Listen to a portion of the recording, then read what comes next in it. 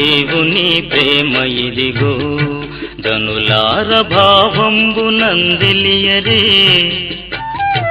కేవలము నమ్ముకొని నా పరలోక జీవంబు మనకవ్వును.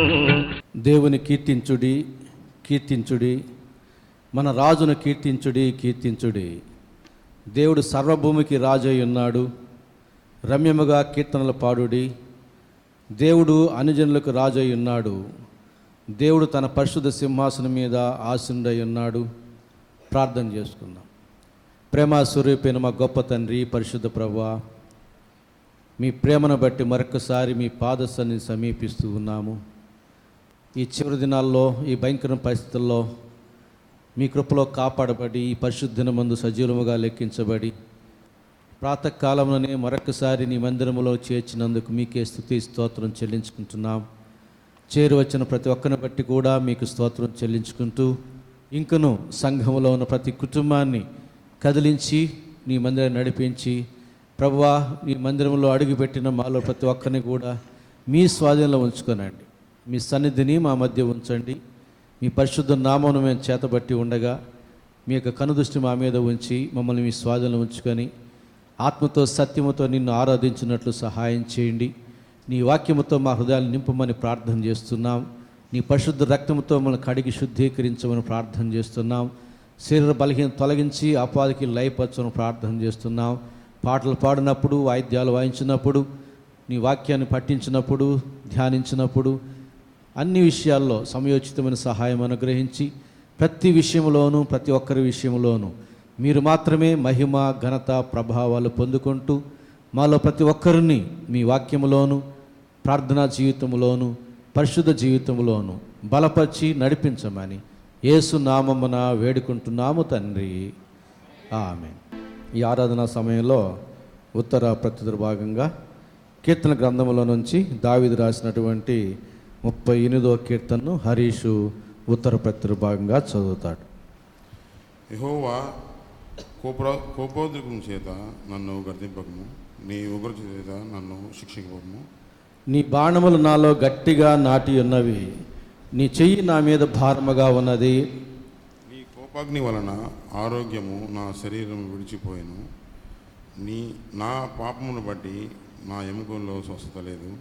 నా దోషములు నా తల మీదుగా పొర్లిపోయినవి, నేను మోయలేని బరువు వలె అవి నా మీద మోపబడి ఉన్నవి. నా మూర్ఖత వలన కలిగిన నా గాయములు దుర్వాసన గలపై స్రవించున్నవి. నేను శ్రమ చేత మిక్కిలి కృంగి ఉన్నాను, దినమెల్లా దుఃఖాక్రాంతుడనై సంచరించుచున్నాను. నా నడుము తాపముతో నిండి ఉన్నది, నా శరీరంలో ఆరోగ్యము లేదు. నేను సొమ్మసిల్లి బహుగా నలిగి ఉన్నాను, నా మనోవేదనను బట్టి కేకలు వేయుచున్నాను. ప్రభువా, నా అభిలాష అంతయు నీకే కనబడుచున్నది, నా నిట్టూర్పులు నీకు దాచబడి ఉండలేదు. నా గుండె కొట్టుకొనుచున్నది, నా బలము నన్ను విడిచిపోయెను, నా కనుదృష్టియు తప్పిపోయెను. నా స్నేహితులను, నా చెలికానులను నా తెగులు చూచి ఎడముగా నిల్చున్నారు, నా బంధువులు దూరముగా నిల్చున్నారు.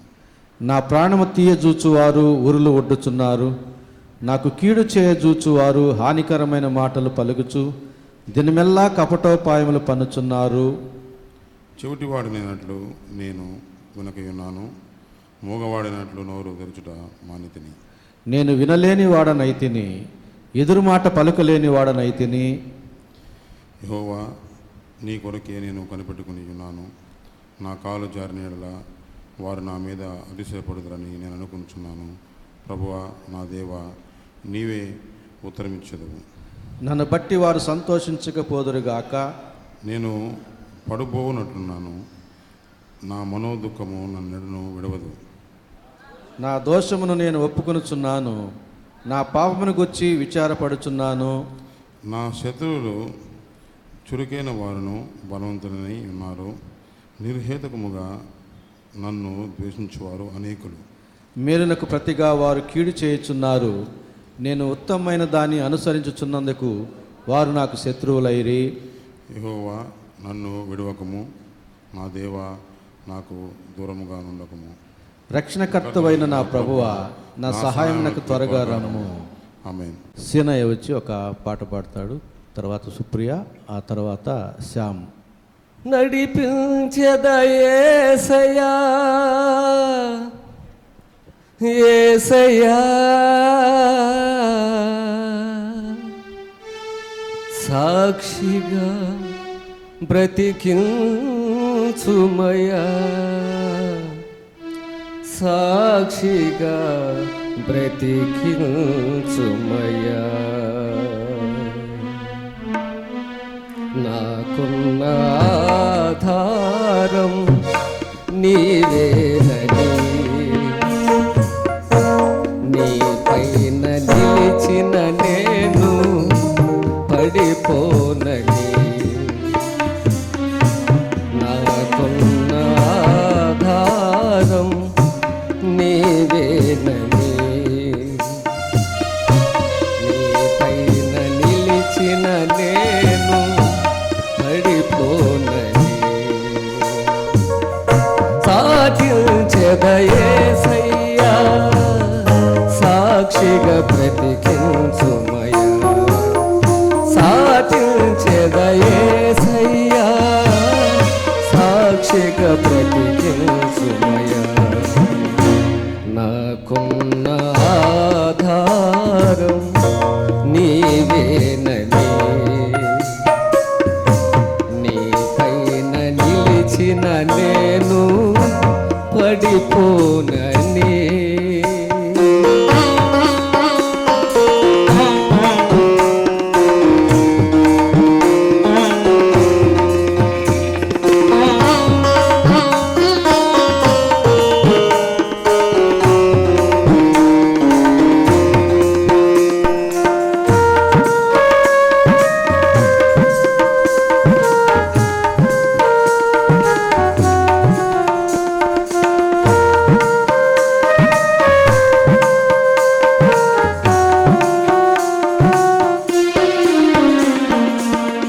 మనుషులు ఇలా మారవచ్చు, మమతలు తగబారవచ్చు.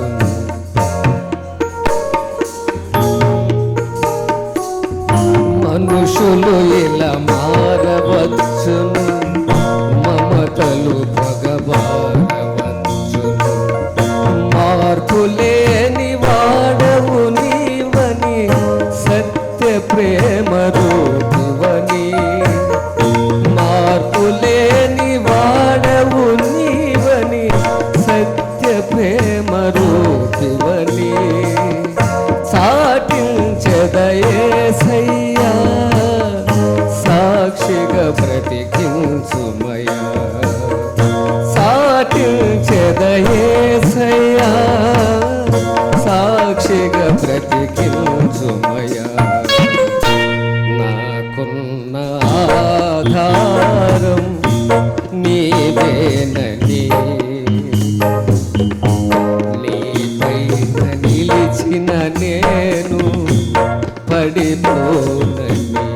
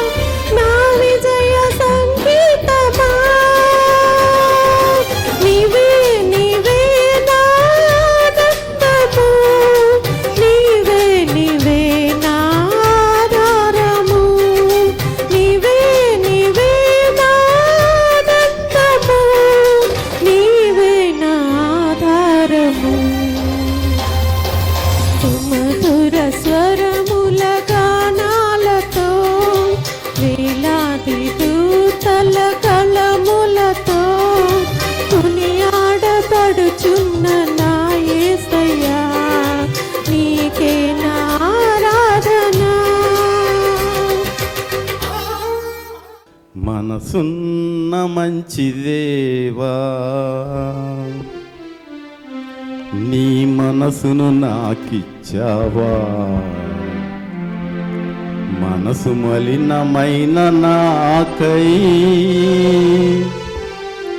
మనిషిగా దిగి వచ్చావా, మనసున్న మంచి దేవా, నీ మనసును నాకిచ్చావా, మనసు మలినమైన నాకై మనిషిగా దిగి వచ్చావా, నా మదిని కోవెలగా మలచుకోవయ్యా, నా హృదిలో రారాజుగా నిలిచిపోవయ్యా, మనసున్న మంచి దేవా,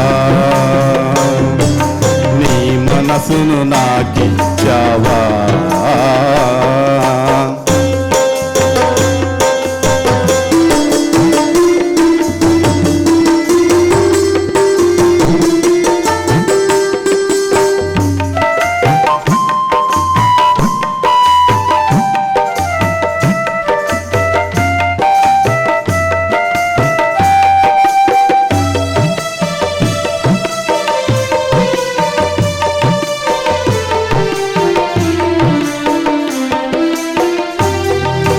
హృదయము వ్యాధితో నిండిన కపట కేంద్రము, దానిని గ్రహించుట ఎవరి సాధ్యము.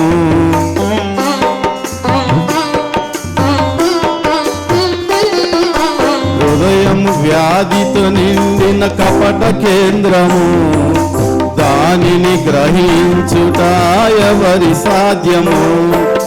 మనసు మర్మ మెరిగిన మహనీయుడా, మనసు మార్చగలిగిన నిజ దేవుడా, మనసు మర్మ మెరిగిన మహనీయుడా, మనసు మార్చగలిగిన నిజ దేవుడా, నామదిని కోవెలగా మలుచుకోవయ్యా, నా హృదిలో రారాజుగా నిలిచిపోవయ్యా, మనసున్న మంచి దేవా,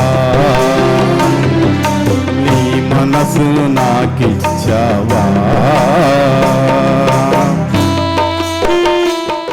మన ధ్యాన నిమిత్తం ఏర్పాటు చేయబడినటువంటి లేఖన భాగములు మత్తయి సువార్త 27వ అధ్యాయం 45వ వచనం నుంచి 56వ వచనం వరకు ఉన్న వాక్య భాగాన్ని తుషార చదువుతుండగా దయచేసి సంఘం నిలుచుండాలని మనం చేస్తున్నాను. మత్తయి సువార్త 27వ అధ్యాయము 45వ వచనం నుండి 56వ వచనం వరకు.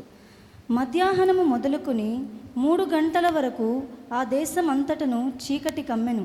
ఇంచుమించు 3 గంటలప్పుడు యేసు ఏలీ ఏలీ లామా సబక్తాని అని బిగ్గరగా కేక వేసెను. ఆ మాటకు నా దేవా నా దేవా నన్నెందుకు చేయి విడిచితివని అర్థము. అక్కడ నిలిచియున్న వారిలో కొందరు ఆ మాట విని ఇతడు ఏలియాను పిలుచుచున్నాడనిరి. వెంటనే వారిలో ఒకడు పరిగెత్తుకుని పోయి స్పంజి తీసుకుని చిరకాలో ముంచి రెల్లును తగిలించి ఆయనకు త్రాగనిచ్చెను. తక్కిన వారు ఊరకుండుడి, ఏలియా అతని రక్షింపవచ్చునేమో చూతుమనిరి. యేసు మరలా బిగ్గరగా కేక వేసి ప్రాణము విడిచెను. అప్పుడు దేవాలయపు తెర పైనుండి క్రింద వరకు 2గా చినిగెను. భూమి వణికెను, బండలు బద్దలాయెను, సమాధులు తెరవబడెను. నిద్రించిన అనేక మంది పరిశుద్ధుల శరీరములు లేచెను. వారు సమాధులలో నుండి బయటకు వచ్చి ఆయన లేచిన తరువాత పరిశుద్ధ పట్టణములో ప్రవేశించి అనేకులకు అగుపడిరి. శతాధిపతియు అతనితో కూడా యేసునకు కావలియున్న వారును భూకంపమును జరిగిన కార్యములన్నిటినీ చూచి మిక్కిలి భయపడి నిజముగా ఈయన దేవుని కుమారుడని చెప్పుకొనిరి. యేసునకు ఉపచారము చేయుచు గలిలయ నుండి ఆయనను వెంబడించిన అనేక మంది స్త్రీలు అక్కడ దూరము నుండి చూచుచుండిరి. వారిలో మగ్దలేని మరియయు, యాకోబు యోసే అనువారి తల్లి అయిన మరియయు, జబదయ కుమారుల తల్లియు ఉండిరి. ఆమేన్. యాకోబుకు తెలియ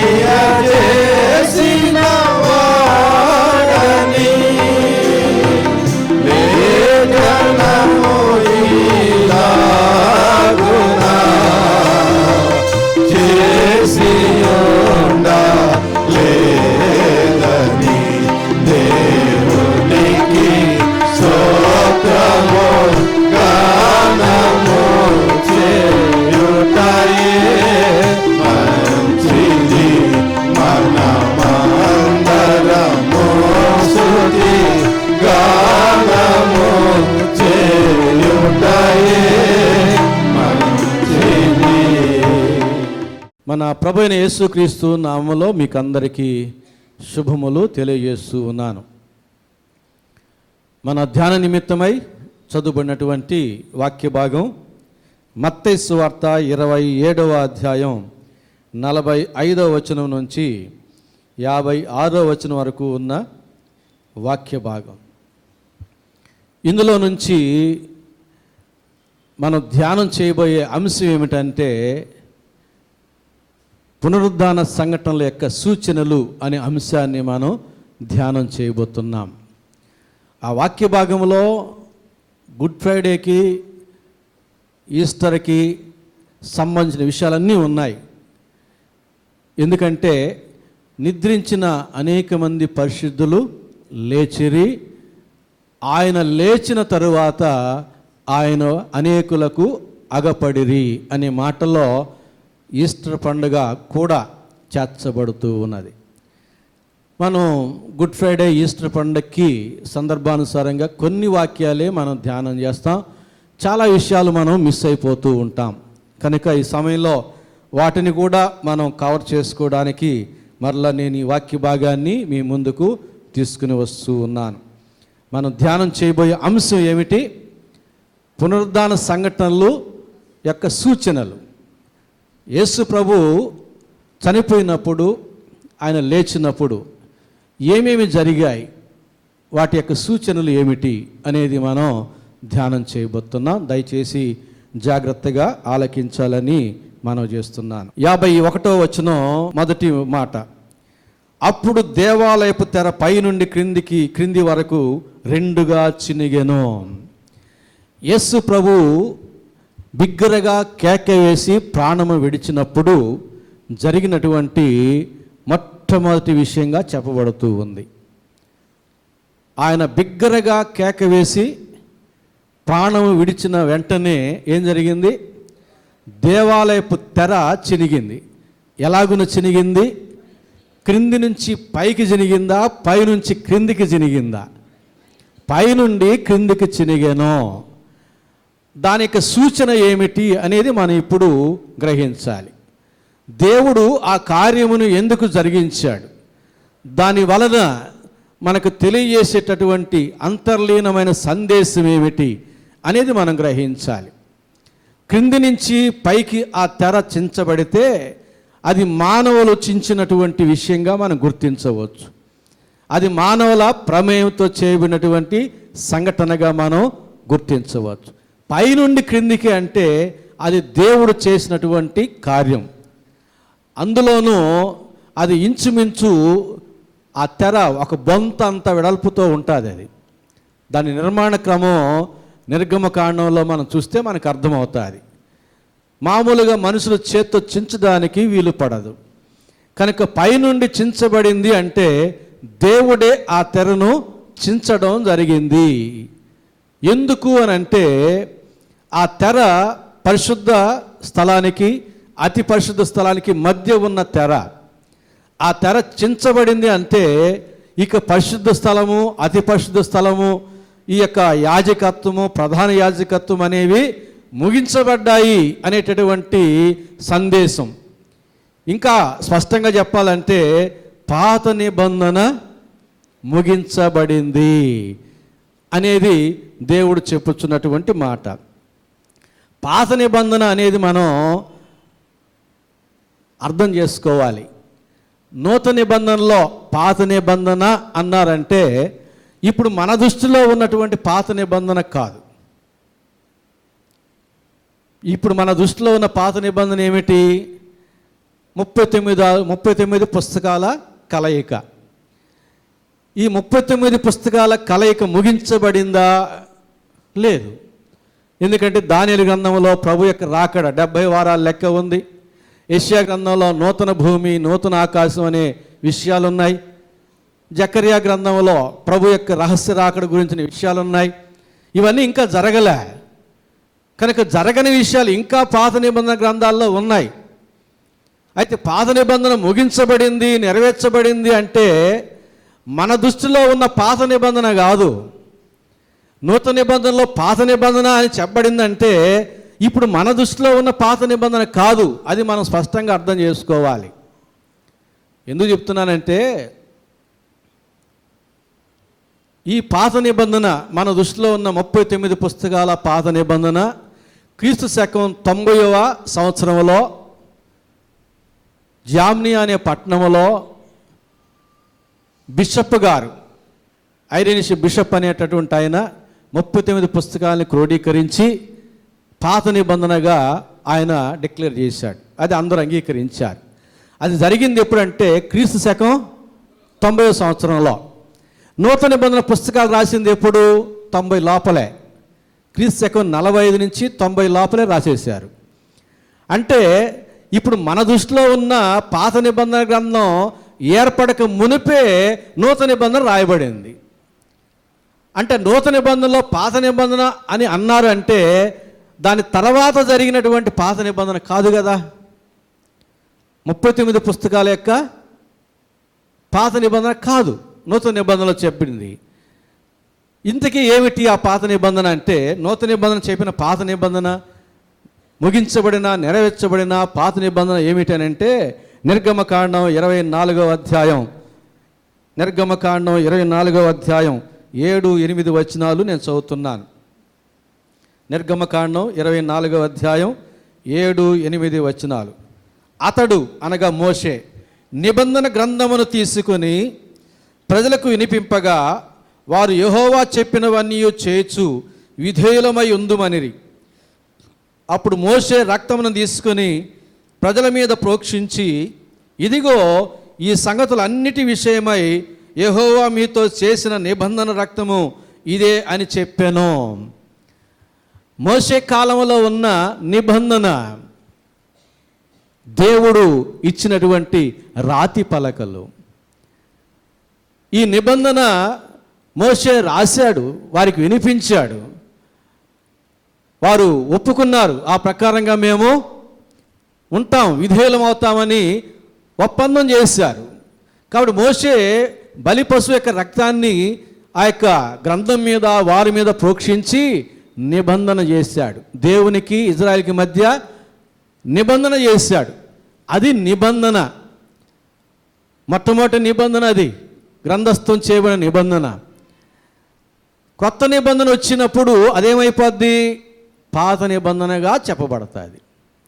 ఆ నిబంధన అంటే మోషే కాలము నాటి నిబంధన లేదా మోషే ధర్మశాస్త్రం ముగించబడింది, నెరవేర్చబడింది. అది మనం అర్థం చేసుకోవాలి.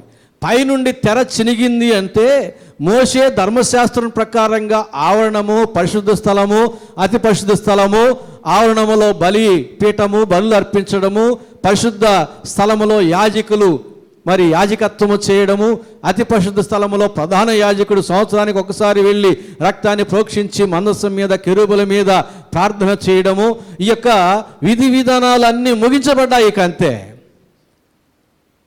పైనుండి దేవాలయపు తెర చినిగింది అంటే మోషే ధర్మశాస్త్రం ముగించబడింది, నెరవేర్చబడింది. ఇక ఆ బలి విధానము లేదు, బలి ఇవ్వవలసిన పని లేదు. మేకల యొక్క రక్తము, కోడల యొక్క రక్తముందైనను ఇక పాపక్షమాపణ జరగదు. ఆ కాలం ముగించబడింది అని దేవుడు ఆ రీతిగా మనకు తెలియజేస్తున్నాడు. పౌలు హెబ్రీయులు రాసిన పత్రిక 9వ అధ్యాయం 1-2 వచనాల్లో చెబుతున్న మాట కూడా మనం చదువుకుందాం. హెబ్రీయులు రాసిన పత్రిక 9వ అధ్యాయం 1-2 వచనాలు. మొదటి నిబంధనకైతే సేవా నియమములను ఈలోక సంబంధమైన పరిశుద్ధ స్థలమును ఉండెను. ఎలాగనగా మొదట ఒక గుడారము ఏర్పరచబడెను, అందులో దీపస్తంభమును బల్లయు దాని మీద ఉంచబడిన రొట్టెను ఉండెను, దానికి పరిశుద్ధ స్థలం అని పేరు. రెండవ తెరకు ఆవల అతి పరిశుద్ధ స్థలమును గుడారమును ఉండెను, అందులో సువర్ణ దోపార్తియు అంతటను బంగారు రేకులతో తాపబడిన నిబంధన మందసమును ఉండెను. ఆ మందసములో మన్నాగల బంగారు పాత్రయు చిగురించిన అహరోను చేతి కర్రయు నిబంధన పలకలు ఉండెను. నిబంధన పలకలు, ఆ పలకలు ఎవరిచ్చారు? దేవుడు. అది నిబంధన పలకలు. ఆ పలకలు మందసములో ఉన్నాయి కనుక నిబంధన మందసం అయ్యింది. కాబట్టి మోషే కాలం నాటి మొదటి నిబంధన అన్నాడు ఇక్కడ 9 మొదటి వచనంలో. మరొక నిబంధన వచ్చినప్పుడు ఇది కొత్తదిగా చెప్పబడింది, అది పాతదిగా చెప్పబడింది. అంతేగాని 39 పుస్తకాల కలయిక మన దృష్టిలో ఉన్నట్టుగా పాత నిబంధన అని అనుకోకూడదు. నూతన నిబంధనలు పాత నిబంధన లేక మొదటి నిబంధన అంటే, ఎందుకంటే నూతన నిబంధన పుస్తకాలు రాసే నాటికి మన దృష్టిలో ఉన్న 39 పుస్తకాల పాత నిబంధన లేదు. ఉన్నది మోషే ధర్మశాస్త్రం ఒకటే. అక్కడక్కడ ప్రవక్తలు రాసిన గ్రంథాలు వేరువేరుగా ఉన్నాయి. అప్పటికి సేకరించబడలేదు, మరి క్రోడీకరించబడలేదు, 39 పుస్తకాలను నిర్ధారించబడలేదు. కనుక ఆ మోషే ధర్మశాస్త్రాన్ని దేవుడు నెరవేర్చాడు, ముగించాడు. అందుకు సూచనగా ఆ దేవాలయంలో ఉన్న యాజకులకి, ప్రధాన యాజకులకి, పరిసయ్యులకి, లేవీలకి కూడా అర్థమయ్యే రీతిగా ఆ తెరను తొలగించి ఆ తేడాను తొలగించడం జరిగింది. వారు ఆలోచన చేస్తే అది వారికి అర్థం అవ్వాలి. అలాగే హెబ్రీ రాసిన పత్రిక 8వ అధ్యాయం 10వ వచనం కూడా చదువుతున్నాను చూడండి. ఆ దినములైన తరువాత ఇజ్రాయేలు ఇంటి వారితో నేను చేయబో నిబంధన ఏదనగా, వారి మనస్సులో నా ధర్మ విధులను ఉంచెదను, వారి హృదయముల మీద వాటిని వ్రాయుదును.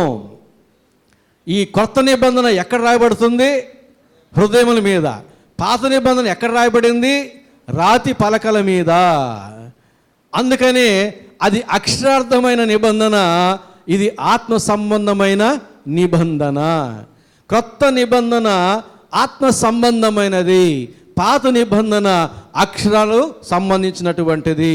పౌలు అంటున్నాడు 2 కొరింథీ 3వ అధ్యాయం 3-6 వచనం వరకు చదువుతాను చూడండి. 2 కొరింథీ 3వ అధ్యాయం 3వ వచనం నుంచి, రాతి పలక మీద కానీ సిరాతో కానీ రాయబడక మెత్తని హృదయములను పలకల మీద జీవము గల దేవుని ఆత్మతో మా పరిచర్య మూలముగా వ్రాయబడిన క్రీస్తు పత్రిక అయి ఉన్నారని మీరు తేటపరచబడుచున్నారు. క్రీస్తు ద్వారా దేవుని ఎడల మాకిట్టి నమ్మకము కలదు. మా వలన ఏదైనా అయినట్లుగా ఆలోచించుటకు మా అంతటా మేమే సమర్థులమని కాదు, మా సామర్థ్యము దేవుని వలనే కలిగి ఉన్నది. ఆయనే మమ్మను క్రొత్త నిబంధనకు అనగా అక్షరమునకు కాదు కానీ ఆత్మకే పరిచారకులమవుటకు మాకు సామర్థ్యము కలిగించున్నాడు. అక్షరము చంపును గాని ఆత్మ జీవింపచేయను. క్రొత్త నిబంధనకు అనగా అంటూ ఏమన్నాడు? ఆత్మకు అన్నాడు. అంటే క్రొత్త నిబంధన అంటే ఈ 27 పుస్తకాలకు సంబంధించిన విషయం కాదు. ఎవరైతే క్రీస్తు రక్తంలో కడుగబడి క్రీస్తు ఆత్మను కలిగి ఉంటారో వారి హృదయం అనే పలకల మీద దేవుడు ఆనాడు రాతి పలకల మీద రాసినట్టుగా రాస్తాడు. ఆయనకు ధర్మ విధులను రాస్తాడు, ఆయనకు నియమములను రాస్తాడు. అందుకని ఆ రోజుల్లో అక్షరాలతో కూడిన ధర్మశాస్త్రం చదవాలంటే అక్షరాలు తెలిసినవాడు మాత్రమే చదవగలడు. ఇప్పుడు నూతన నిబంధన అక్షరాలు తెలిసినవాడే కాదు, నిరక్షరాస్యుడు కూడా చదువుకోగలడు. ఎందుకని? హృదయం మీద దేవుడు రాస్తాడు, ప్రతి ఒక్క హృదయం మీద రాస్తాడు. వారి యొక్క మనస్సాక్షే దేవునికి ధర్మశాస్త్రం అయిపోయింది. కనుక క్రొత్త నిబంధన అక్షరములకు కలయిక కాదు, ఆత్మచేత. పరిశుద్ధాత్మ దేవుడు మనలో ఉంటాడు, మనతో ఉంటాడు, మన మధ్య ఉంటాడు. యోహాను సువార్త 14-15 అధ్యాయాల ప్రకారంగా. కాబట్టి పైనుండి తెర చినిగింది అని అంటే అర్థం ఏమిటి? మోషే కాలము నాటి నిబంధన, అప్పుడు బలిపశు రక్తముతో ప్రజల మీద గ్రంథం మీద చిలకరించి చేసిన ఆ నిబంధన ముగించబడింది. ఇక ఆ నిబంధన పాటించి బలులు అర్పించవలసిన పని లేదు అని రూఢిగా చెప్పడం అన్నమాట. అలాగే హెబ్రీ 10:4 వచనాలు చదువుతున్నాను. ధర్మశాస్త్రము రాబోచున్న మేలుల ఛాయగలదియే గాని ఆ వస్తువుల నిజ స్వరూపము గలది కాదు. కనుక ఆ యాజకులు ఏటేటా ఎడతెగకుండా అర్పించు ఒకటే విధమైన బలులు వాటిని తెచ్చు వారికి ఎన్నడను సంపూర్ణ సిద్ధి కలుగజేయనేరవు. మోషే ధర్మశాస్త్రం ప్రకారంగా బలి అర్పిస్తూ ఉండగా ఆ బలుల వలన ప్రయోజనం ఏమిటి? అప్పటికప్పుడే కానీ సంపూర్ణ సిద్ధి మాత్రం కలుగజేయనేరవు అని మొదటి వచనం చెబుతుంది. 2వ వచనం, అలాగు చేయగలిగిన ఎడల సేవించువారు ఒక్కసారే శుద్ధపరచబడిన తరువాత వారి మనస్సాక్షికి పాపజ్ఞప్తి ఇకను ఉండదు గనక వాటిని అర్పించటం మానుదురు కదా. అయితే ఆ బళ్ళు అర్పించుట చేత ఏటేటా పాపములు జ్ఞాపకమునకు వచ్చుచున్నవి. ఎలయనగా ఎడ్ల యొక్కయు మేకల యొక్కయు రక్తము పాపములను తీసివేయట అసాధ్యము. పాప క్షమాపణ అప్పటికప్పుడు అంతే, కానీ నీలో నుండి పాపము తీసివేయదు. మోషే ధర్మశాస్త్రానుసారమైన బలి సాంప్రదాయం. కానీ క్రీస్తు యొక్క బలిలో ఏం జరుగుతుంది? పాప క్షమాపణ, పాపములు కూడా తీసివేయడం, పాప స్వభావాన్ని తీసివేయడం, పాప మనసును తీసివేయడం, పాప హృదయాన్ని తీసివేయడం, నూతన హృదయాన్ని, నూతన మనసును, నూతన స్వభావాన్ని ఇవ్వడం జరుగుతుంది. ఇది మోషే ధర్మశాస్త్రంలో జరగలేదు. అది అక్షరార్థమైనటువంటి పాత నిబంధన. అది రక్తం చిందించేటటువంటి మరణకరమైన బలి సాంప్రదాయంతో కూడినటువంటిది. పాప క్షమాపణ మాత్రమే జరుగుతుంది, కానీ పాపములు, వారి యొక్క పాప స్వభావాన్ని తీసివేయడం జరిగేది కాదు. మాటి మాటికి వారికి జ్ఞాపకం వస్తూనే ఉంటాయి. జ్ఞాపకం వచ్చినప్పుడు ఏమవుతుంది? పోయిన సంవత్సరం పాపం చేశాము, బలి ఇచ్చేసాము, అంతటితో మర్చిపోవాలి. దేవుడు అంటాడు, మరి అన్నటికీ నేను జ్ఞాపకం చేసుకున్నాను, పడమటికి తూర్పు ఎంత దూరమో అంత దూరం నేను చేస్తానన్నాడు. అది క్రీస్తు రక్తంలో నూతన నిబంధన ప్రకారంగా. పోయిన సంవత్సరం చేసిన పాపం బలి ఇచ్చాను, మరలా కొంతకాలం జ్ఞాపకం వచ్చింది, శోధన వచ్చేస్తుంది. అరే అప్పుడు ఆ పాపం చేశాను, ఎంత థ్రిల్లింగ్గా ఉన్నింది, చేసేద్దాం, మళ్ళీ ఒక బలి పశు ఇద్దాం, మరలా రిపిటేషన్ జరుగుతూనే ఉంటుంది. అక్కడ చెప్పింది, అక్కడ మాటి మాటికి వారు జ్ఞాపకం చేసుకుని వచ్చున్నారు కదా, మాటి మాటికి అవే బలులు అర్పిస్తున్నారు కదా, సంపూర్ణ సిద్ధి వారికి కలుగటలేదు కదా, పాపములు తీసివేయటం వారికి జరగడం లేదు కదా అన్నాడు. కానీ క్రీస్తు రక్తములో మనకు అవన్నీ జరుగుతున్నాయి. సంపూర్ణ సిద్ధిని దేవుడు మనకు కలుగ చేస్తున్నాడు. మనలో పాతవన్నీ గతించేటట్టు, సమస్తము నూతనమయ్యేటట్టు చేస్తున్నాడు. మరి అన్నిటికీ జ్ఞాపకం చేసుకోకుండా వాటిని తుడిచివేస్తూ ఉన్నాడు. మన జ్ఞాపకంలో ఉంటే దేవుడి దగ్గర మనం నిలబడ్డామనుకోండి, దేవుడికి మన పాపాలన్నీ జ్ఞాపకంలో ఉంటే, మనకు కూడా జ్ఞాపకంలో ఉంటే, దేవుడి దగ్గర ఎట్లా ఉంటాం? ఇట్లుంటామా? ఇట్లా ఉంటామా? అపరాధ భావము చేత తల దించుకునే ఉంటాం. తల ఎత్తి ప్రభువుని చూచేటటువంటి పరిస్థితి ఉండదు. ప్రభువుకి మన ముఖాన్ని చూపించలేం జ్ఞాపకంలో ఉంటే. అవే జ్ఞాపకంలో లేకపోతే ధైర్యంగా దేవుని ఎదుట ముఖాముఖిగా, అది నూతన నిబంధన క్రీస్తు రక్తము ద్వారా జరిగిన బలి ద్వారా మనకు కలుగుతూ ఉంది. మనకు పాప క్షమాపణే కాదు, పాప స్వభావాన్ని తీసివేస్తున్నాడు. మరి అన్నిటికీ జ్ఞాపకం చేసుకునే రీతిగా క్షమిస్తున్నాడు. ప్రభునందు ప్రియులారా, అట్టి సత్యాన్ని ఒక సూచనగా తెలియజేయడానికి దేవాలయంలోని తెర పైనుండి కిందకు చినిగిపోవడం లేక దేవుడు చించడం జరిగింది. మరొక విషయాన్ని కూడా మనం జ్ఞాపకం చేసుకుందాం. ఆ తర్వాత ఏం జరిగింది? 51వ వచనం 2వ భాగం. భూమి వణికెను. భూమి వణికింది. భూమి వణకడం అంటే చిన్న పని కాదు, మనుషుల ప్రయత్నం వల్ల జరిగేది కాదు అది. ఒకవేళ భూమి వణికి ఏదైనా నష్టం కష్టం వచ్చిందనుకోండి, దేవుని దూషిస్తారు. మన తైవాన్లో వచ్చింది 7.4 వచ్చింది రిక్టర్ స్కేల్లో భూకంపం. చాలా బిల్డింగ్స్ పడిపోయినాయి, కొన్ని వంగిపోయినాయి. అలాంటి నష్టం యెరూషలేములో జరిగిందనుకోండి, యేసు ప్రభువుని ఆయన చనిపోయాడు, ఆయన ఈ భూకంపం కలిగించి యెరూషలేము వాసులను శిక్షించాడు అంటే యేసు ప్రభు మీద వారికి ద్వేషం కలుగుతుందే కానీ ప్రేమ కలగదు.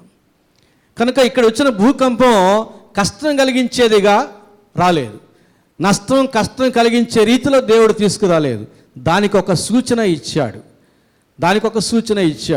ఆ సూచన ఏమిటి అంటే, మనం లూకా సువార్త 9వ అధ్యాయం 29 నుంచి 31వ వచనం వరకు చూస్తే, రూపాంతర కొండ మీద లూకా సువార్త 9వ అధ్యాయం 29వ వచనం నుంచి, ఆయన ప్రార్థించుచూ ఉండగా ఆయన ముఖరూపము మారెను. మనం కూడా ప్రార్థన చేస్తూ ఉంటే మన ముఖరూపం మారుతుంది. ఎంతగా ప్రార్థన చేస్తామో అంతగా మనలో శరీర క్రియలు చనిపోతాయి. ఎంతగా ప్రార్థన చేస్తామో అంతగా ఆత్మీయ విజయం పొందుకుంటాం. ఎంతగా ప్రార్థన చేస్తామో అంతగా దేవుని శక్తిని పొందుకుంటాం. ఎంతగా ప్రార్థన చేస్తామో అంతగా క్రీస్తులోనికి రూపాంతరం చెందుతాం. అది ఇక్కడ చూపిస్తున్నాడు. రూపాంతర కొండ మీద ఆయన ప్రార్థన చేయొచ్చు ఉండగా ఆయన ముఖరూపము మారెను. మారింటి ఎట్లా మారింది? ప్రకాశిస్తూ ఉంది. ఆ దైవ కళ, ఆ ప్రకాశమానం మనకు కావాలి అని అంటే ఎక్కడ దొరుకుతుంది? బ్యూటీ పార్లర్లో దొరకదు. యేసు దగ్గర మోకరిలో ప్రార్థన చేస్తే బ్యూటీ పార్లర్లో కూడా రాని గ్లో అక్కడ వస్తుంది.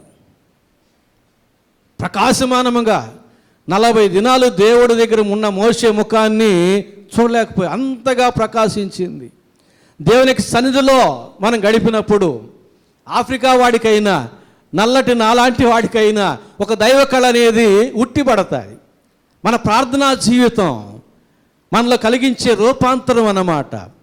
రూపాంతర కొండ మీద 29వ వచనం ప్రకారంగా యేసు ప్రార్థించుచూ ఉండగా ఆయన ముఖ రూపము మారెను, ఆయన వస్త్రములు తెల్లనివై దగదగ మెరిసెను, మరియు 2 పురుషులు ఆయనతో మాట్లాడుచుండిరి. వారు మోషే, ఏలియా అనువారు. వారు మహిమతో అగపడి ఆయన యెరూషలేములో నెరవేర్చబోవు నిర్గమమును గూర్చి మాట్లాడుచూ ఉండిరి. అది అసలు విషయం. ఈ భూమి వణికిన దానికి రూపాంతర కొండ మీద సంభాషణకి సంబంధం ఉంది. ఇక్కడ టూకీగా ఒక మాట మాత్రమే చెప్పాడు. వారు ఏమేమి మాట్లాడుకున్నారో వివరంగా చెప్పలేదు. కానీ ఏమేమి మాట్లాడుకుని ఉంటారో ఆ మీదట జరిగిన సంఘటనలు మనం గుర్తిస్తే మనకు అర్థమవుతుంది. యెరూషలేములో జరగబోయే నిర్గమమును గురించి, నిర్గమము అనగా వెడలిపోవుట, నిర్గమకాండము అనగా ఐగుప్తు దేశము నుండి ఇజ్రాయేల్ వెడలిపోవుట, నిర్గమము అని అంటే వెడలిపోవుట. యేసు ప్రభు యెరూషలేమును విడిచి వెళ్ళిపోయాడు, ప్రాణం విడిచి వెళ్ళిపోయాడు. నిర్గమము, యెరూషలేములో జరగబోయే నిర్గమమును గురించి యేసు ప్రభు మోషే, ఏలియాలు మాట్లాడుకుంటూ ఉన్నారు. మోషే, నీ వంటి ప్రవక్తని నన్ను చెప్పావు కదా, ఒకసారి పరిశీలన చేయి, నేనేనా? ఎందుకంటే మోషే ధర్మశాస్త్రాన్ని ముగింపుగా యేసు ప్రభు ఉన్నాడు అక్కడ. పాత నిబంధన ప్రకారంగా 2-3 సాక్షుల మాట మీద ఏదైనా ఒక విషయాన్ని నిర్ధారణ చేయాలి. బలి కాబోయే పశువుని యాజకులు 2 పరిశీలన చేయాలి. నిష్కల్మషమైనది, నిందారహితమైనది, నిర్దోషమైనదిగా ఉంటేనే బలికి అర్హమైనదిగా ఎంచుతారు. ఏదైనా కళంకం ఉంటే, ఏదైనా దోషం ఉంటే అది పనికిరాదు. కనుక పాత నిబంధనకు ప్రతినిధులుగా 2 ఉన్నారు అక్కడ, మోషే, ఏలియాలు. మోషే యేసు ప్రభుని గురించి ప్రవచించిన వాడు, ధర్మశాస్త్రాన్ని అందించిన వాడు. ఆ ధర్మశాస్త్రం ముగింపులో యేసు ప్రభు అక్కడ ఉన్నాడు. మోషే చూశాడు యేసు ప్రభుని, ఓకే అన్నాడు. ఏలియా కూడా చూశాడు. ఏలియా, నా గురించి ముందుగా వెళ్ళే దూతగా నువ్వు నా గురించి చెప్పావుగా, లోకపావలు మోసుకుని పోవు, దేవుని గౌరి పిల్ల అన్నావుగా, ఒకసారి పరిశీలన చేయి. పరిశీలన చేశారు. 2 ఓకే చెప్పారు. పాత నిబంధన ప్రకారంగా 2 సాక్షుల మీదట యేసు ప్రభు దేవుని యొక్క బలి గొర్రె పిల్లగా నిర్ధారణ చేయబడ్డాడు, యోగ్యుడిగా ఎంచబడ్డాడు. అదొక విషయం. ఆ తర్వాత యేసు ప్రభు చెప్పాడు, మోషే, ఏలియాలు, మీరు జాగ్రత్తగా వినండి, నేను యెరూషలేములో మనుషుల చేతికి అప్పగింపబడబోచు ఉన్నాను. వారు నన్ను సిలువ వేసి చంపుతారు.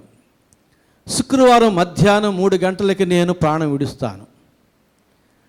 అప్పటికి మీరు ఈ మరలా ఇప్పుడు ఇక్కడి నుంచి ఎక్కడికి వెళ్తారు? పరదేశికి వెళ్తారు కదా, అక్కడి నుంచే కదా వచ్చింది. మీరు అక్కడే ఉన్నారు కదా చనిపోయినప్పటి నుంచి. కానీ పరదేశికి మీరు ఇప్పుడు వెళ్ళి ఏం చేయాలంటే, ఈ మధ్య యెరూషలేములో చనిపోయిన పరిశుద్ధులు, ఇదిగో పేర్లు ఇవి గుర్తుపెట్టుకోండి అని పేర్లు చెప్పాడు. ఈ మధ్య కాలంలో వారి యొక్క కుటుంబీకులు, బంధువులు ఇంకా అక్కడ ఉన్నారు యెరూషలేములో. అలాంటి వారిలో, అలాంటి వారికి చెందినట్టు పరిశుద్ధులు ఈ మధ్య చనిపోయిన వారు వీరందరూ అని పేర్లు చెప్పాడు. గుర్తుపెట్టుకోండి. వీరిని మీరు పరదేశంలో సిద్ధపరచండి. నేను చనిపోయినప్పుడు భూకంపం వస్తుంది. అది పరదేశవాసులకు కూడా అర్థమయ్యే రీతిగానే వస్తుంది భూకంపం.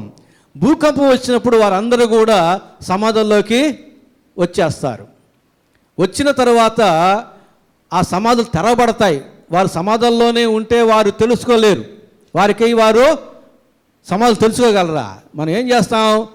శవాన్ని పెట్టి మట్టి, రాళ్ళు అన్నీ వేసి, ఒకవేళ తర్వాత ప్రాణం వచ్చినా వాడు ఇక లేచి రాకూడదు, అక్కడే పడి చచ్చిపోవాలి మరలా. అంత బరువు గల మట్టి రాళ్ళు వేసి సిమెంట్తో దిట్టంగా కట్టేస్తాం. ఇక ఆ శరీరంలోకి ప్రాణం వచ్చినా వాడు సొంతగా లేచి రాలేడు. కనుక మేము సమాధులు తెరుస్తాం. అప్పుడు వారు లేయాలి. ఎప్పుడు? శుక్రవారమే లేయాలి.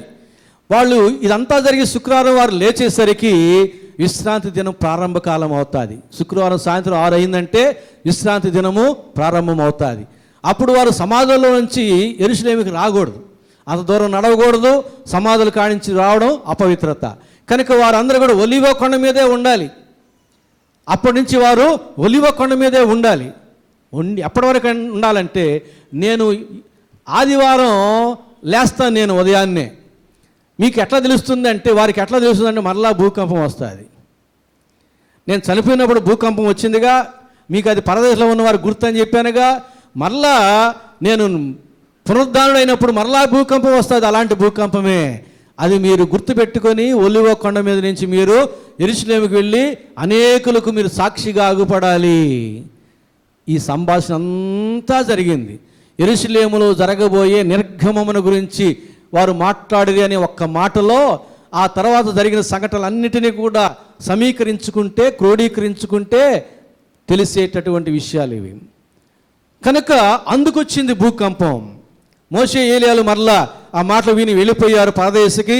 ప్రభు చెప్పిన పేర్లన్నిటినీ కూడా అక్కడ పరదేశంలో చదివారు, వారితో చెప్పారు. వారు అయ్యా మనస్కరించారు, సిద్ధంగా ఉన్నారు. ఎప్పుడు ప్రభువు లేస్తాడా, ఎప్పుడు మేము మరలా లేస్తామా, ఎప్పుడు మా వారికి మేము సాక్షిగా అగుపడదామా అని. ఆదివారం అయింది.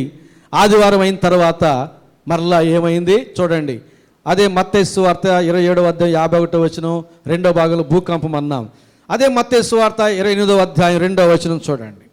మత్తయి సువార్త 28వ అధ్యాయం 2వ వచనం. ఇదిగో ప్రభుదూత పరలోకం నుండి దిగివచ్చి రాయి పొర్లించి దాని మీద కూర్చుండెను. అప్పుడు మహాభూకంపము కలిగెను. యేసు ప్రభు చనిపోయినప్పుడు వచ్చిన భూకంపానికి, ఆయన పునరుద్ధానుడైనప్పుడు వచ్చినటువంటి భూకంపానికి సంబంధం.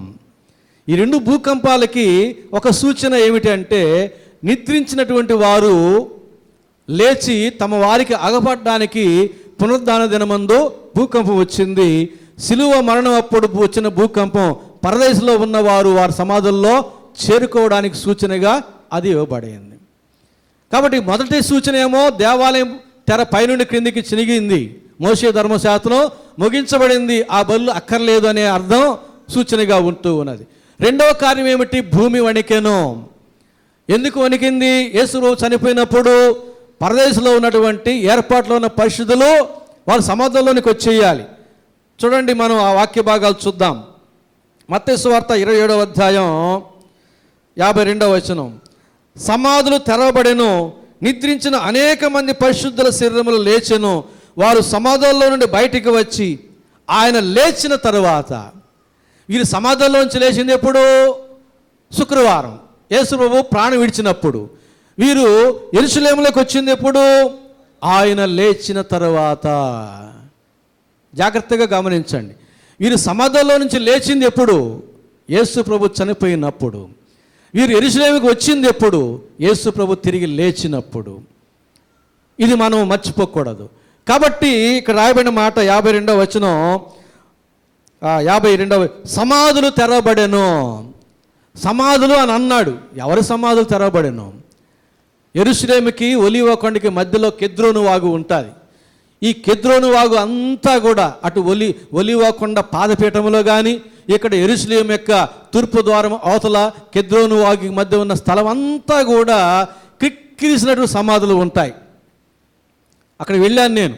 ఆ తూర్పు ద్వారాన్ని చేతులతో బాగా తనివి తీరా తాకి చూశాను. అక్కడ సమాధులు మురిగ్గా ఉంటే చేత కూడా తీసుకుని తుడిసి చూసాం. నేను, డాక్టర్ ప్రవీణ్, విజయవాడ అతను.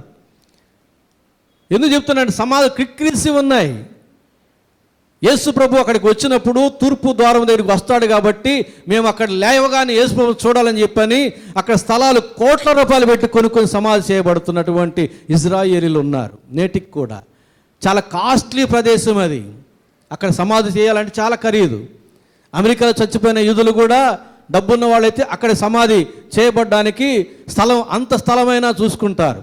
ఎందుకంటే లేవగానే ప్రభువును చూచే భాగ్యం కావాలని వారి యొక్క ఉద్దేశం. యేసయ్యను నమ్మినటువంటి యూదులు, ఇజ్రాయేలీలు. కాబట్టి సమాధులు తెరవబడ్డా, అక్కడ అనేక మంది సమాధులు ఉన్నాయి, అవన్నీ తెరవబడ్డాయా? లాజరు బయటికి రా అంటే లాజరు అనే పేరు ఉండే వాళ్ళందరూ వచ్చారా? దేవునికి దృష్టిలో ఏ లాజరు అయితే ఉన్నాడో ఆ లాజరే. అలాగే ఇక్కడ సమాధులు తెరవబడ్డాయంటే దేవుడు దూతలకి చెప్పాడు, మోషే ఏలీయాలు చెప్పినట్టు ఒక లిస్టు చెప్పాడు, ఇదిగో మీరు ఈ లిస్టు ఉన్నటువంటి సమాధులన్నీ కూడా మీరు తెరవండి అని. ప్రతి సమాధి మీద పేరు ఉంటుందిగా, మనం రాస్తాం కదా. ఏమని రాస్తాం? ఆయన దేని యందు మృతి చెందినా క్రీస్తునందు మృతి చెందెను. దేని యందు మృతి చెందినా కూడా ఎట్టెట్ట ఆయన దేని యందు మృతి చెందినా ఈయన క్రీస్తునందు మృతి చెందెను ఒక మాట మాత్రం రాసి పడేస్తాం. తర్వాత ఆయన పేరు, పుట్టిన తేదీ, చనిపోయినటువంటి సంవత్సరం అన్నీ రాస్తాం. కాబట్టి యూదులు కూడా రాస్తారు. అక్కడ దేవదూతలకి దేవుడు లిస్టు ఇచ్చాడు, ఆ లిస్టు పట్టుకొచ్చారు దేవదూతలు. ఆ లిస్టులో ఉన్న సమాధులు మాత్రమే తెరిచారు. తెరవడం అంటే పైన బండ మాత్రమే కాదు, బండ మట్టి మొత్తం తీసేశారు. అప్పుడు అక్కడ ఏమున్నాయి? ఎముకలు ఉన్నాయి. ఆ ఎముకలు సమాధి చేసిన తర్వాత ఆ యొక్క శరీరాలు మట్టిలో కలిసిపోతాయి కదా, నరాలు, రక్తము, కండరాలు, చర్మం అంతా మట్టిలో కలిసిపోతాయి కదా, ఆ మట్టి మాత్రం సమాధుల్లో ఉంది. ఆ పై మట్టి అంతా తీసేశారు దేవదూతలు.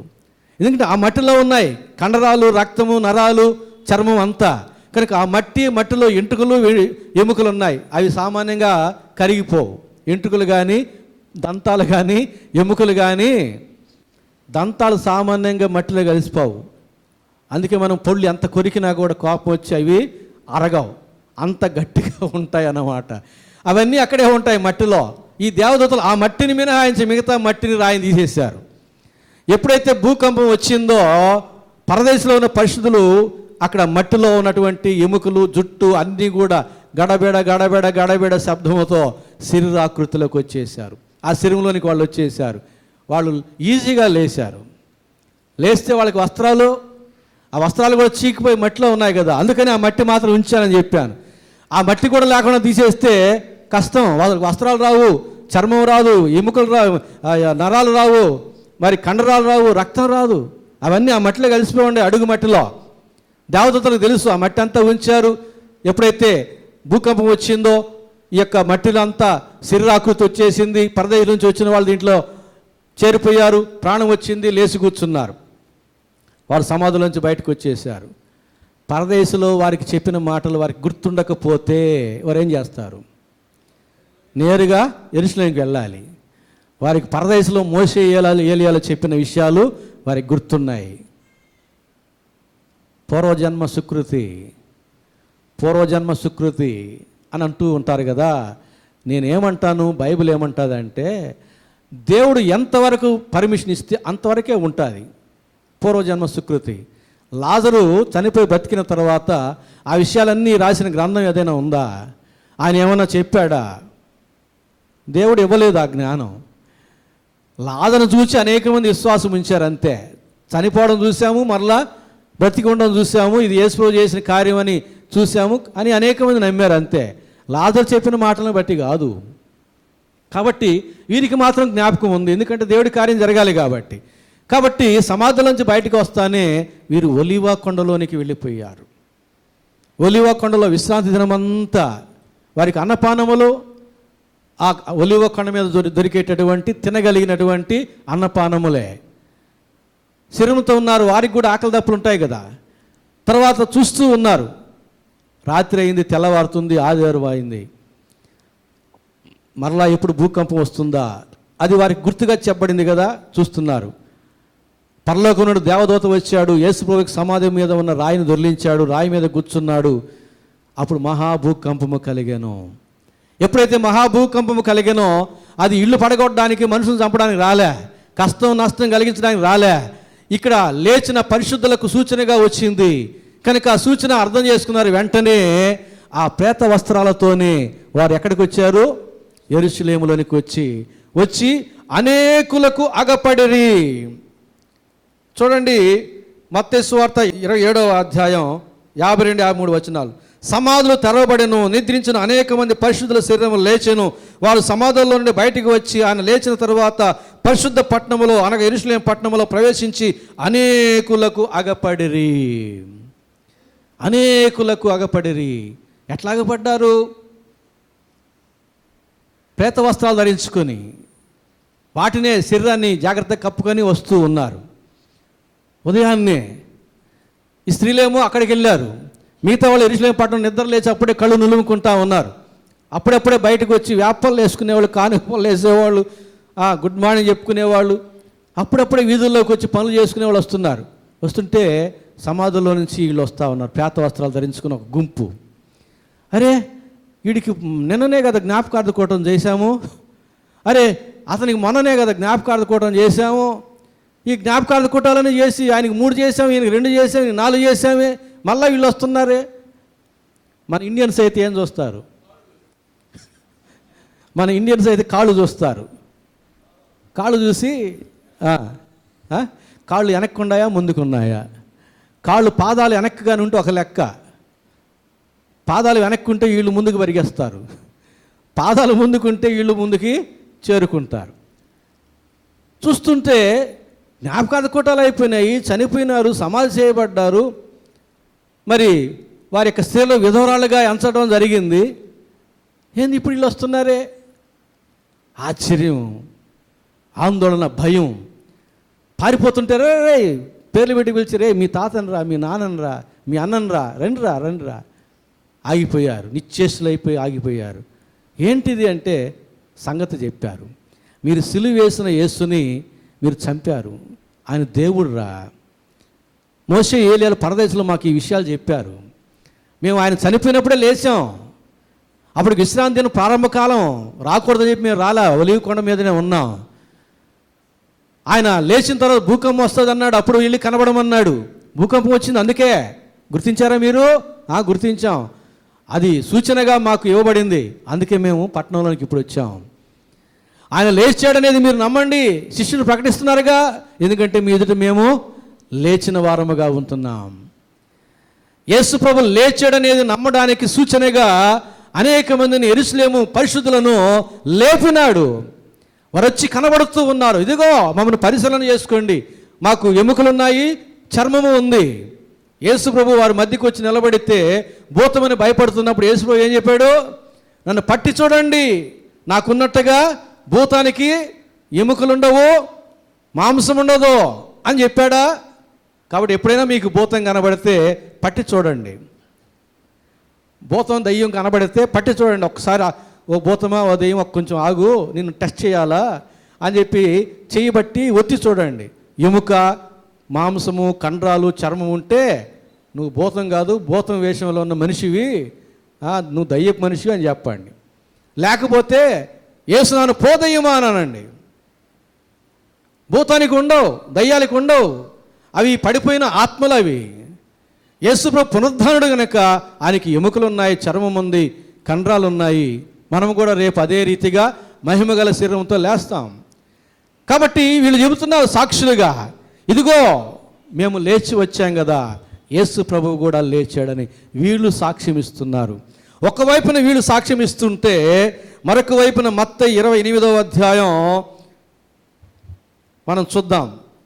మరలా 2వ వచనం చదువుతున్నాను. ఇదిగో ప్రభుదూత పరలోకం నుండి దిగి వచ్చి రాయి పొర్లించి దాని మీద కూర్చున్నాను. అప్పుడు మహాభూకంపము కలిగెను. ఆ దూత స్వరూపం మెరుపు వలె ఉండెను. అతని వస్త్రము హిమమంత తెల్లగా ఉండెను. అతనికి భయపడుట వలన కావలి వారు వణకి చచ్చిన వారి వలె ఉండిరి. కావలి వారు భయపడినారు, వణికినారు, చచ్చిన వారి వలె పడిపోయారు. ఇది అటు పక్కన పెట్టుకోండి. 5వ వచనం, దూత ఆ స్త్రీలను చూచి మీరు భయపడకుడి. దూత ఎదుట కావలి వారు భయపడుతూ ఉన్నారు, స్త్రీలు కూడా భయపడుతూ ఉన్నారు. ఇప్పుడు దూతలు ఎవరు చెబుతున్నారు భయపడొద్దని? వాళ్ళు మాత్రం మీరు భయపడండి రా, అట్నే భయపడతా ఉన్నాను రా అని చెప్పి వదిలేసి స్త్రీలు చెబుతారు మీరు భయపడకూడి. వాళ్ళంటే భయపడతారు, వాళ్ళు భయపడాలి, వాళ్ళకి భయమే తగింది. మీరైతే ఎందుకు భయపడుతున్నారు? మీకు యేసు ప్రభు చెప్పాడుగా లేస్తాడని. మీరు దేవుడు దేవతలు చూచిన వారు కదా, మీరు ఎందుకు భయపడతారు? మీరు భయపడకూడి అని సంగతులన్నీ చెప్పాడు. ఆయన లేచాడు, మీరు ఆయన ఎదుగుతున్నారు నాకు తెలుసు, గల్లీకి వెళ్ళండి, శిష్యులకు కూడా చెప్పండి, అక్కడ చూస్తారు అని. ఈ విషయాలన్నీ కూడా కావలి వారు భయపడి వణికి చచ్చిన వారి వల్లే ఉండి వింటా ఉన్నారు. వాళ్ళు ఏం చేశారో తెలుసా? 12వ వచనం చూడండి, 11వ వచనం నుంచి. వారు వెళ్ళుచుండగా, స్త్రీలు ఆ సందేశాన్ని తీసుకుని వెళ్ళుచుండగా, కావలి వారిలో కొందరు పట్టణంలోనికి వచ్చి జరిగిన సంగతులు అన్నిటినీ ప్రధాన యాజకులతో చెప్పిరి. జరిగిన సంగతులు అన్నీ ప్రధాన యాజకులతో చెప్పారు. అప్పుడు ఏం చేయాలి ప్రధాన యాజకులు? పశ్చాత్తాపడాలనా? అయ్యో, చనిపోయి లేచినటువంటి మెస్సియాని మనం సిలువ వేశామా అని పశ్చాత్తాపడి ప్రజలందరినీ కూడా ఆయన వద్దకు నడిపించాలిగా. కానీ ఆ పని చేయలే. ఎవరు? ప్రధాన యాజకులు, పీఠాధిపతులు, మతాధిపతులు. 12వ వచనం. కాబట్టి వారు పెద్దలతో కూడి వచ్చి ఆలోచన చేసి ఆ సైనికులకు చాలా లంచం ఇచ్చి, మేము నిద్రపోవచ్చు ఉండగా అతని శిష్యులు రాత్రి వేళ వచ్చి అతన్ని ఎత్తుకొని పోయారని మీరు చెప్పుడి. అబద్ధం చెప్పించడం కూడా వీళ్ళకి చేత కావడంలే. ఏం చెప్పమంటున్నారు? మేము నిద్రపోతూ ఉంటే వారి శిష్యులు వచ్చి ఆయన ఎత్తుకొని పోయారని చెప్పమంటున్నారు. అప్పుడు మనమైతే ఏమంటాం? న్యాయాధిపతి స్థానంలో, అధికారి స్థానంలో మనం ఉంటే ఏమంటాం? అరే, వాడు నిద్రపోతా ఉంటే ఎవరు వచ్చి ఎత్తుకొని పోయింది ఎట తెలుస్తుంది అతనికి అని లాజిక్ అడగము. నిద్రపోయేవాడికి ఎవరు వచ్చింది, ఎవరు తీసుకొని పోయింది, ఏం చేసి ఎట తెలుస్తుంది? ఏం తెలియదు.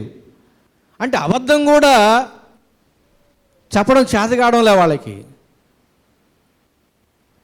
అలా వాళ్ళు కానీ అబద్ధం చెప్తే నాగార్జున సిమెంట్తో గోడ కట్టినట్టే ఉంటుందంట. ఎవరు వాళ్ళు? ఎవరు? వాళ్ళు చెప్పడంలే. కాబట్టి ఇక్కడ వీరికి అబద్ధం చెప్పడం కూడా చేత కాదు. ఎందుకంటే సత్యానికి విరోధంగా అబద్ధాలు ఏవి నిలబడవు.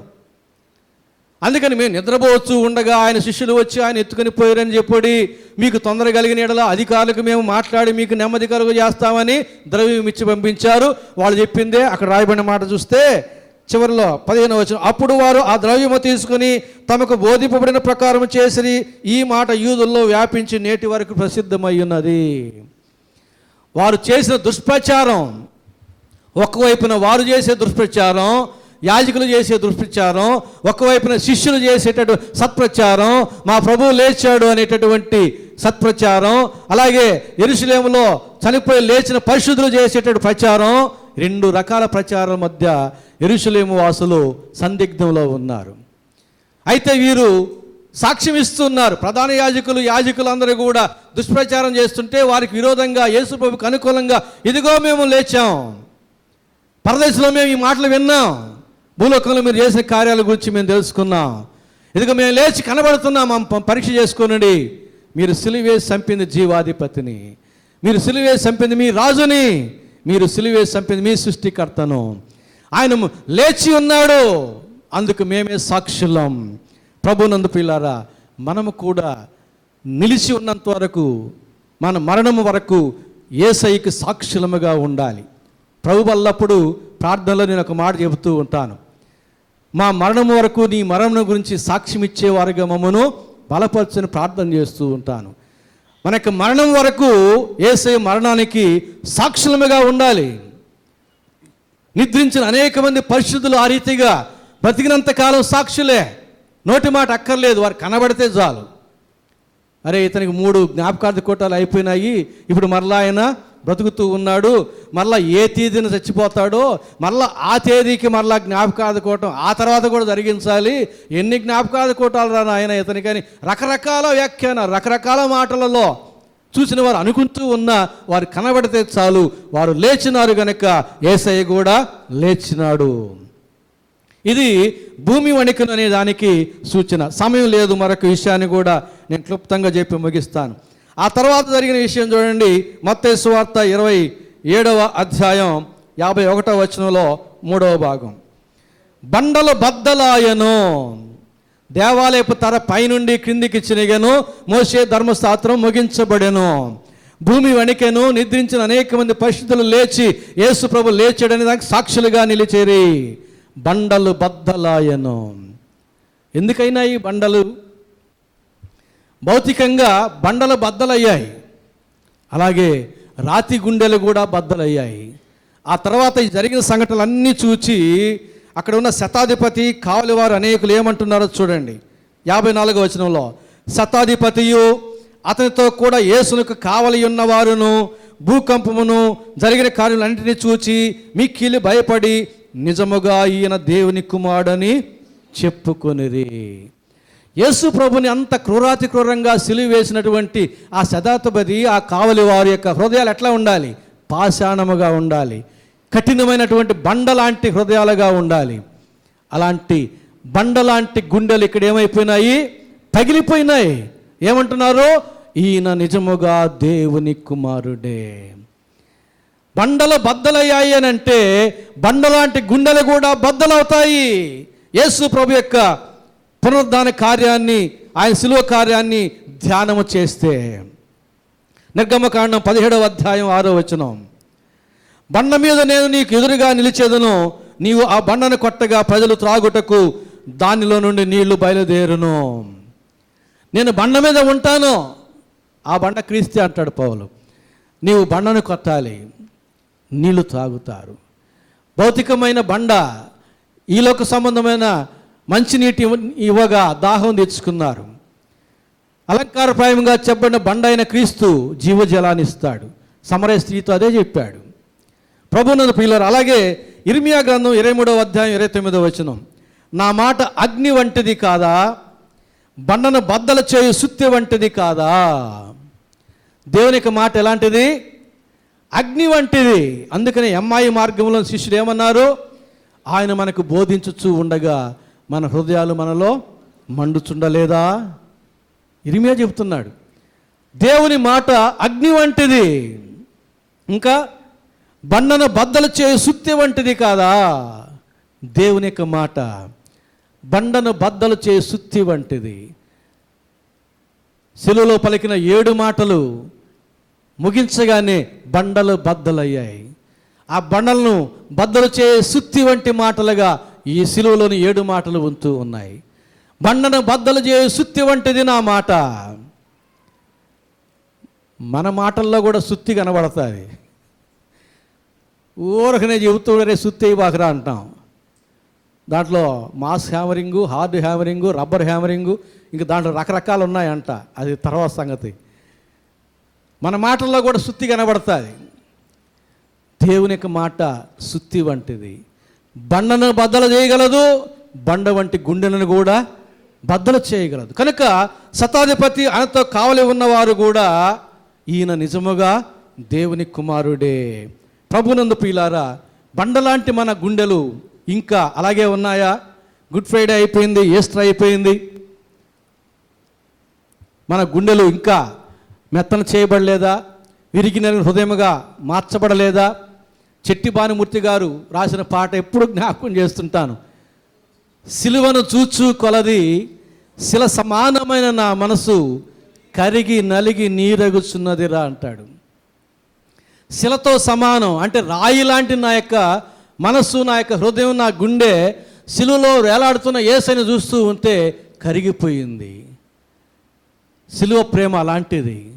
ఈ శతాధిపతి గుండె కూడా కరిగిపోయింది. శిలువలో వేలాడుతున్న యేసుని చూశాడు, వెను వెంటనే జరిగిన కార్యాలను చూశాడు, రెండింటిని సమకూర్చుకున్నాడు, ఆలోచన చేశాడు, గుండె కరిగిపోయింది. ఆయనతో ఉన్న కావలి వారి యొక్క కఠినమైన గుండెలు కూడా కరిగిపోయినాయి. అందరూ కలిసి ఏకంగా అంటున్నారు, ఈయన నిజముగా దేవుని కుమారుడే. మన హృదయాలు కూడా కరిగిపోవాలి, మనలోని కాఠిన్యం తొలగిపోవాలి, మెత్తటి మాంస హృదయంగా మారిపోవాలి. మన రాతి గుండెలు దేవునికి నివాసయోగ్యమైనవిగా, విరిగి నలిగిన హృదయాలుగా మార్చబడాలి. ఎప్పుడైతే నీవు సిలువను చూస్తావో, నేను యేసు ప్రభువుని నమ్ముకునే దినాల్లో, ప్రారంభ దినాల్లో కన్నీటి ప్రార్థన చేయాలని ప్రయత్నం చేశాను. ఆ రోజులో సాక్ష్యాలు విని రాలేదు నాకు కన్నీరు. చాలా తమాషాగా ఉంటుంది, నవ్వు వస్తుంది నేను చేసిన ప్రయత్నాలు. కన్నీటి ప్రార్థన చేయాలని సాగిలు పడి నమస్కారం చేసి అట్లాగే ప్రార్థన చేసి నిద్రపోయానే కానీ కన్నీళ్ళు రాలే. నిద్ర వచ్చింది. ఇట్ట కాదని చెప్పి గోడ కుర్చీ వేసాను, గోడ కుర్చీ వేసి ప్రార్థన చేశాను, కన్నీళ్ళు రాల, కాళ్ళు నొప్పికి వణికినాయి తప్ప. తర్వాత ఆ కలిచేటి చర్చిలో ఒక ఆయన సాక్ష్యం ఇచ్చాడు, ఇదే పాట పాడి సాక్ష్యం ఇచ్చాడు. ప్రయత్నం చేద్దాం అది మనం అని ఆ రోజు రాత్రి నేను నా కొరకు యేసు ప్రభు సిలువలో ఎంతగా, లోకం కొరకు కాదు నా కొరకు అని ఆలోచన చేసినప్పుడు ఎక్కడి నుంచి వచ్చాయో ఎన్నున్నాయో తెలియదు. కన్నీటి ప్రార్థన.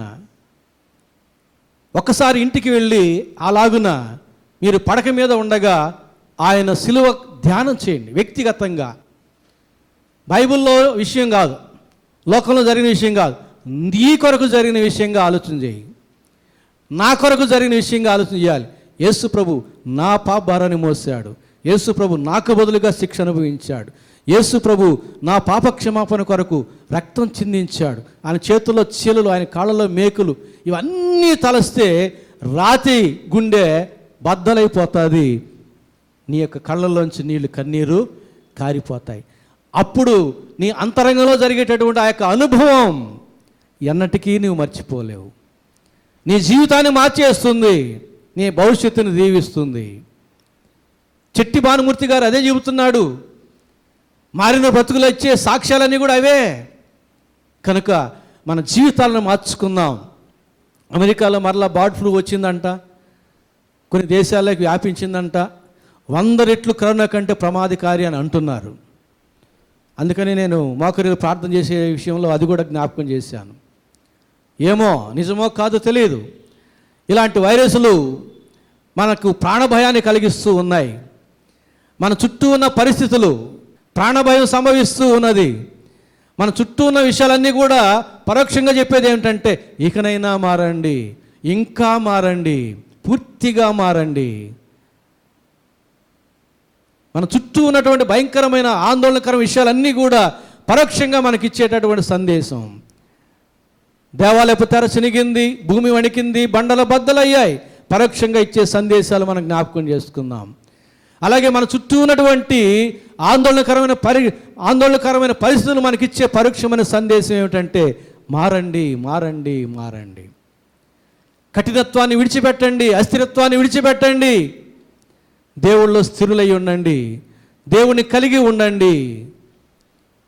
ఈ పరిశుద్ధ బలం సమీపిస్తున్నటువంటి ఈ వేళ మన జీవితాలు మరొకసారి దేవుని సమర్పించుకుందాం, పూర్తిగా మారిపోదాం.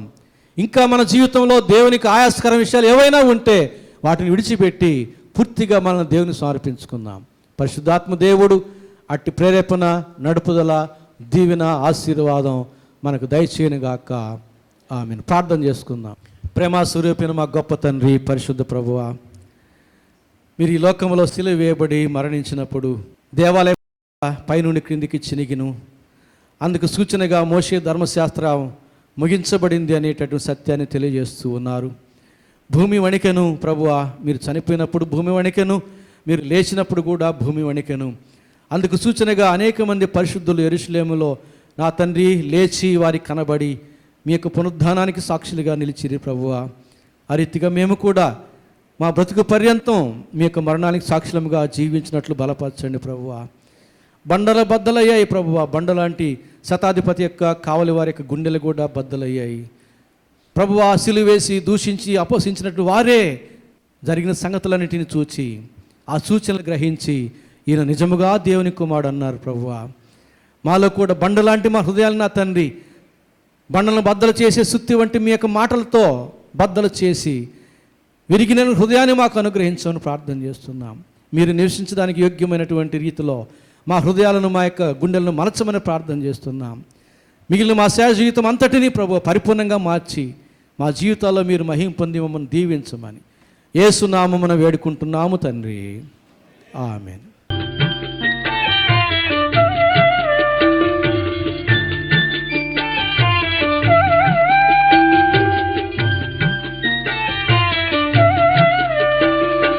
దేవుని ప్రేమ ఇదిగో ధనులార భావంబు నందిలియరే,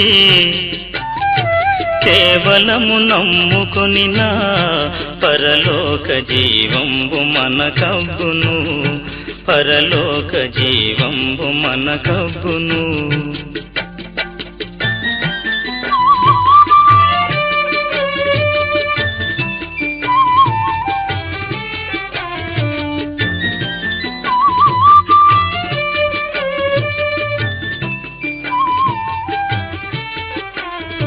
సర్వలోకము మనలను తన వాక్య సత్య